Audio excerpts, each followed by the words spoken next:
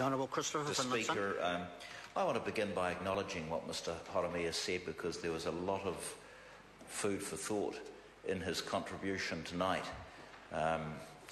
Those who question the bipartisan efforts, the efforts of Labour governments and national governments in what we're doing, who perhaps sort of speak with lofty disdain about treaty settlements, should, I think, on occasion, read the historical accounts and bills such as this one, understand the history of what went on, and then they'll realise that this is very important work.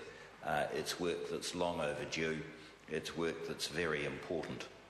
So I endorse everything he said and everything Mrs Turia said, and I'll make a few comments of my own now.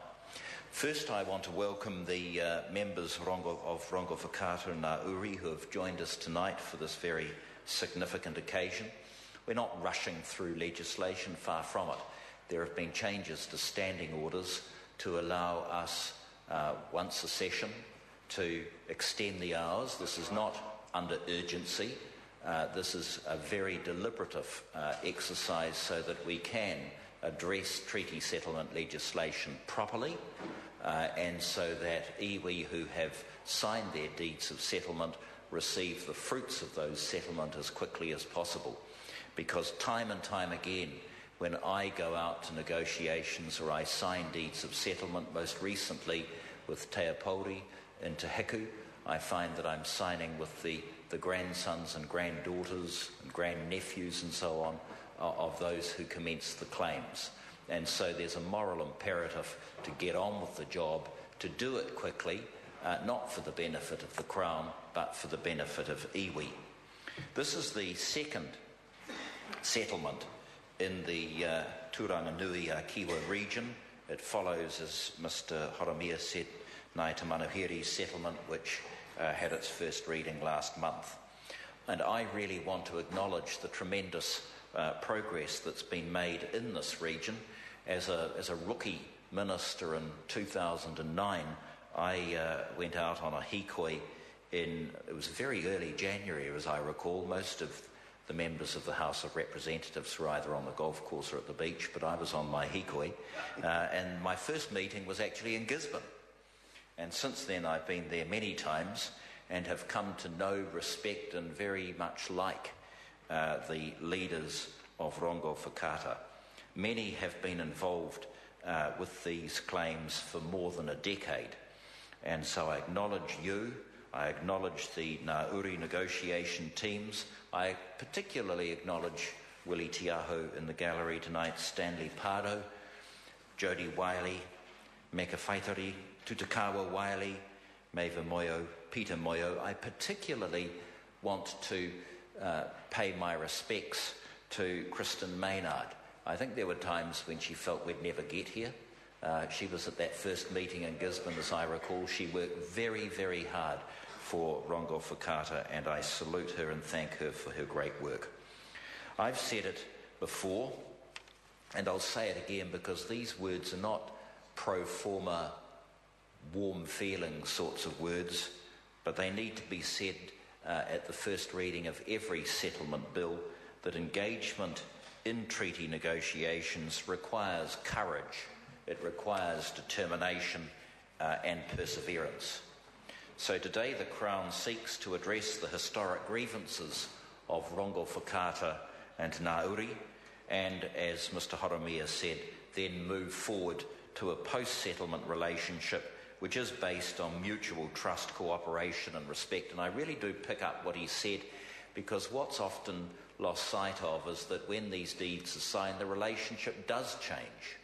And it's all very well to sign the cultural protocols and so on, but the obligation on the Crown is a very serious one, not to go through these things in a pro forma way, but to engage with that same spirit of cooperation and optimism that was there at the time of the signing of these deeds of settlement.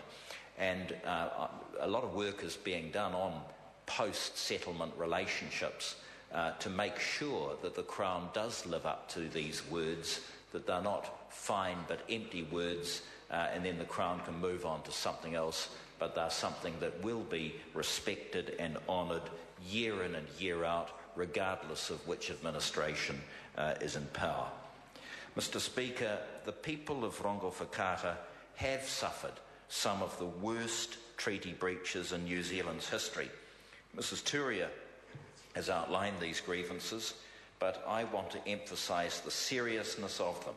The Tribunal's report on Tūranganui-a-Kiwa stated that the Crown's breaches against Rongowhakaata and other Tūranga iwi were some of the most severe in New Zealand's history and were some of the darkest days of this nation.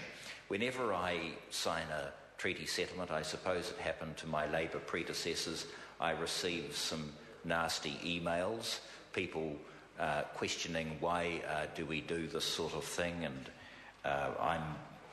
some people think I'm hopelessly biased toward Maori and Gontropo and so on.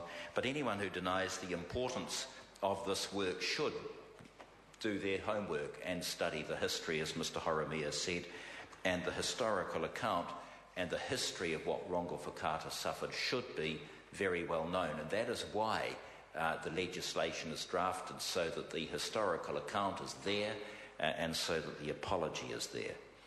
The bill is going to give effect to the Rongowhakaata and Ngā Uri deed of settlement, and it includes important settlement redress. The historical account, again, as I emphasise, it's not pro forma.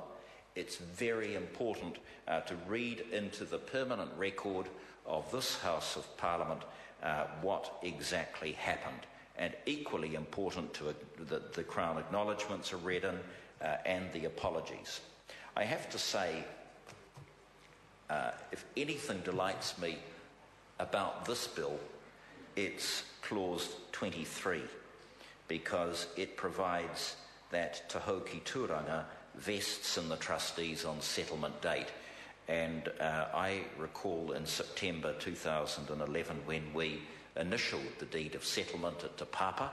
It was a great day, and I very much look forward to the day that that most beautiful wharenui is returned to its rightful place in Tūranga. And Mr. Horomia is of course quite right. It is important, and it will happen, I promise him, that when it goes back, appropriate resources are provided so that it is housed and protected in a place worthy of the dignity of the wharenui. But I have to say that I also want to acknowledge Te Papa, who very early on recognised that whatever legalisms there were about the wharenui, morally, of course, it did not belong to them, it belonged to Rongowhakaata. So there are numerous other vestings, protocols with key government departments, membership on the Central Leadership Group, and statutory acknowledgements. And then, of course, there's the commercial redress made up of the financial redress and then other commercial redress. So let me conclude by saying that if the bill is passed, all of the historical treaty claims will be settled. The Crown will be released and discharged from its obligations in respect of historical treaty claims. But as both Mrs. Turia and Mr. Horomia have said, there's a new relationship and one will hope and expect the government to perform in the future toward an iwi that has suffered far too much in the past. Ko Reno Tirakatani. Mr. Speaker.